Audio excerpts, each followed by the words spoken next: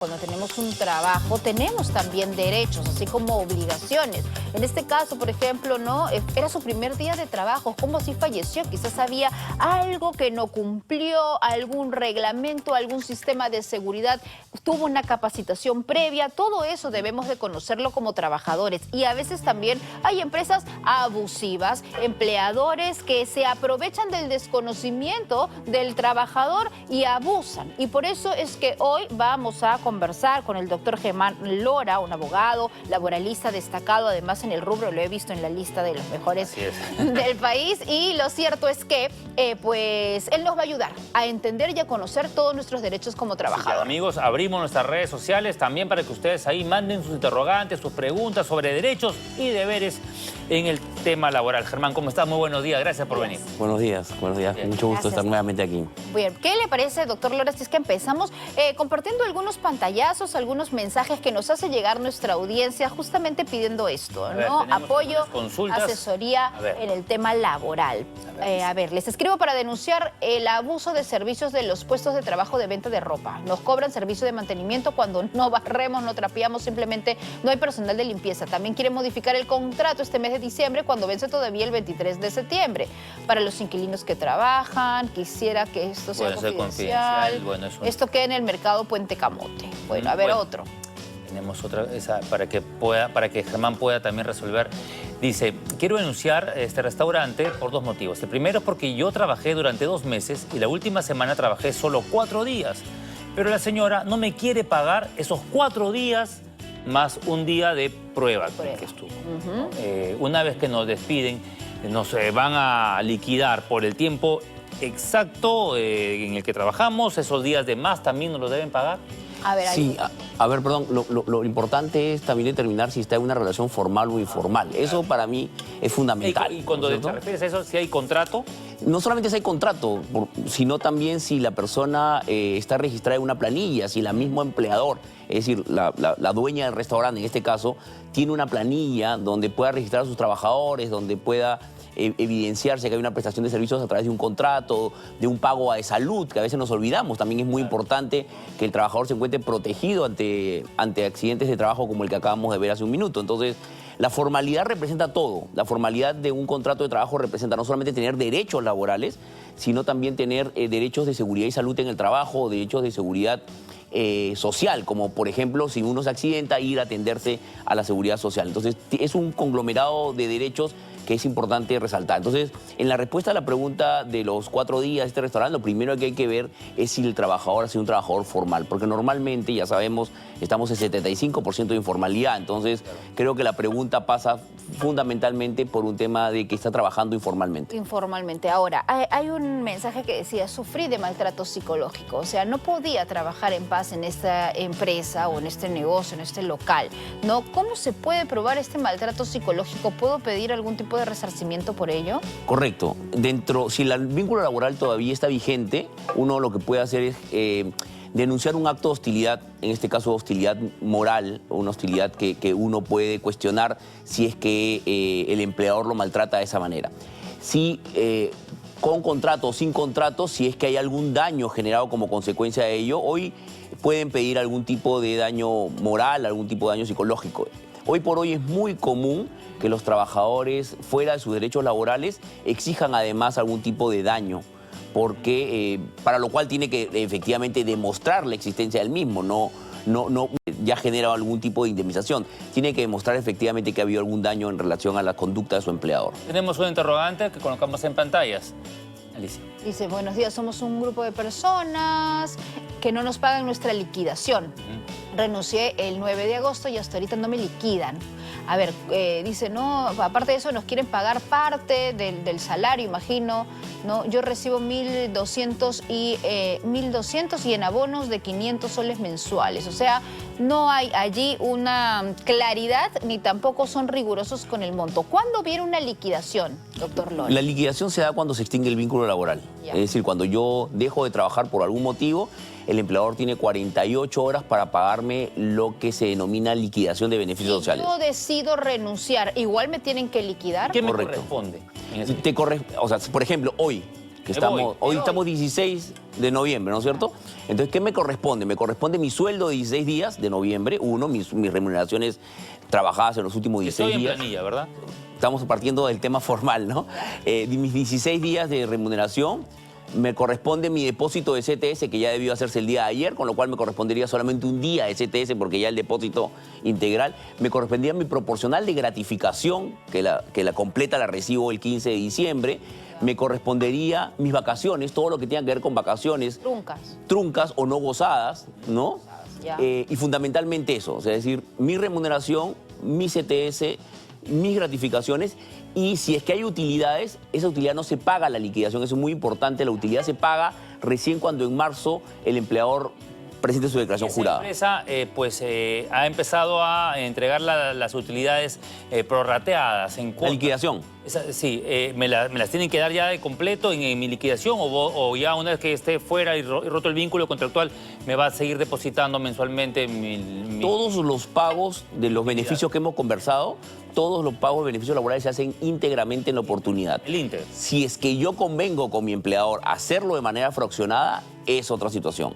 Pero en principio, si el trabajador no está de acuerdo, todos los pagos se hacen de manera íntegra. Así que yo, dentro de las 48 horas de haber extinguido el vínculo laboral, tengo que recibir mi liquidación de beneficios sociales de manera íntegra. Ajá. Ahora, hay personas que nos dicen, mi contrato es verbal, trabajo en una empresa atendiendo al público, en un negocio atendiendo al público, no hay un contrato, no hay algo formal, no hay una contratación formal. Igual también puede pedir su liquidación o no tiene derecho a nada. El hecho de que yo no tenga un contrato formalmente celebrado no quiere decir que no tenga una relación formal. Ajá. Es decir, yo mañana puedo entrar a una empresa que es formal y no celebrar ningún contrato por escrito, pero la empresa me trata como formal, me inscribe en planilla, me paga mi seguridad social, me descuenta mi AFP, entonces me trata como formal. Los contratos no necesariamente tienen que estar por escrito, salvo los contratos que sean a plazo fijo, que son obligatorios de ser por escrito, y algunos otros. Pero fundamentalmente las relaciones no necesitan un contrato para ser mejor. Si no tienen contrato firmado, son indefinidas, mejor para el trabajador. Germán, pregunta de Isabel, ¿puede el empleador darme de un día para otro más horas de trabajo? ¿Eso es un abuso? Sí, claro, porque yo entro a trabajar por un sueldo con un determinado número de horas o diarias o semanales. De la noche a la mañana el empleador no me podría decir, trabajas 2 horas más, siempre con el límite de las 48 horas, pero tendría que aumentarme el sueldo de manera proporcional a esas 2 horas, por ejemplo. Es decir, si mi empleador trabaja solamente a la semana 40 horas y ahora me dice, Germán, necesito que trabajes 45 a la semana, lo puede hacer, siempre y cuando me aumente el sueldo en esas 5 horas. Los practicantes ad honorem, ¿no? Hay practicantes voluntarios. Ad honorem que están... No existen. No existe. Cuando era yo practicante, claro, ahí yo también me pagaban mi... Bueno, en la época de ustedes, yo de practicante recibía mi sueldo, ya tenía... Claro, ya estaba la ley.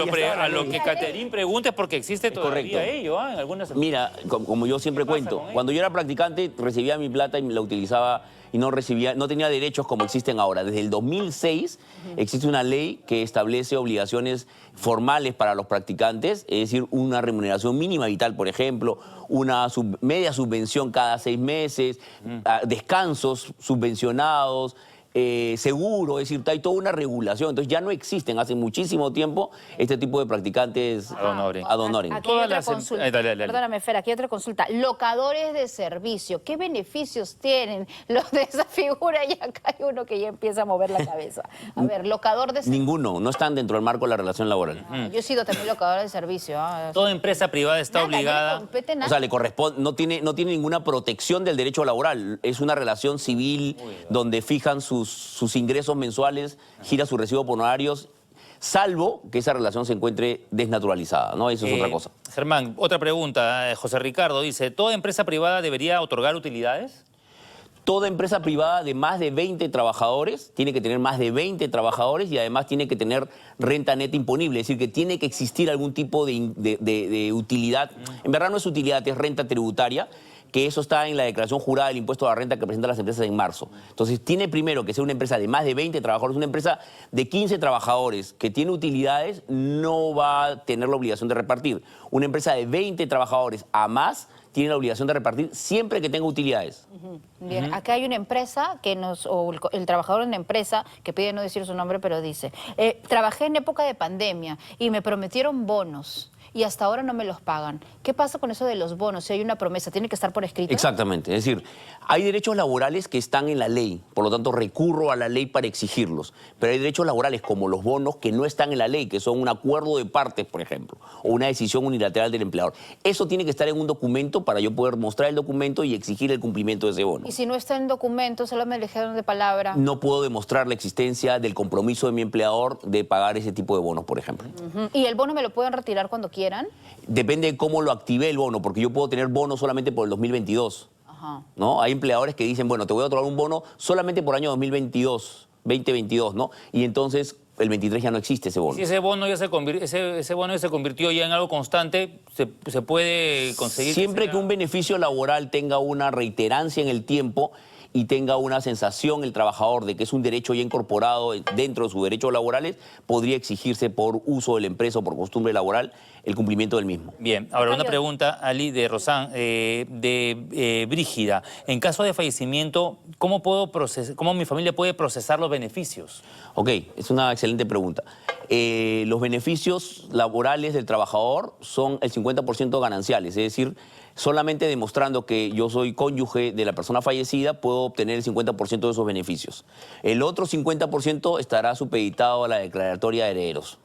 Es decir, yo puedo ir, la esposa, por ejemplo, o el esposo puede ir a cobrar el 50% de los beneficios laborales porque los beneficios laborales son de la sociedad ganancial, entonces puedo pedir el 50% con la sola demostración de que soy casado o que tengo un tema de una convivencia, correcto. El otro 50%, es decir, son 5.000 soles, 2.500, los puedo recoger ya, los otros 2.500 quedarán en materia del proceso de declaratoria de herederos.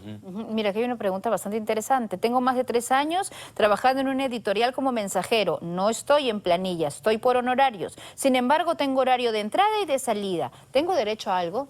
Claro, es que eso es lo que conversábamos hace un minuto, los locadores de servicio. Si el locador de servicio realmente no es un independiente, sino que es un trabajador controlado, subordinado y dirigido por el empleador, lo primero que puede hacer es ir a un proceso judicial a pedir la desnaturalización de esa relación civil, convirtiéndola en laboral. Y a partir de esa conversión, tiene derecho a sus beneficios laborales. Tiene que contar esos 3 años que trabajó por honorario. Si demuestra que desde el primer día su actuación fue así, tiene todo el derecho. Hola, soy Lía. Mi consulta es, ¿pueden cambiarnos los feriados por otro día?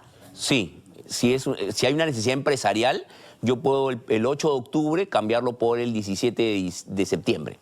Sí, lo puedo hacer. ¿Es por mutuo acuerdo o es una decisión?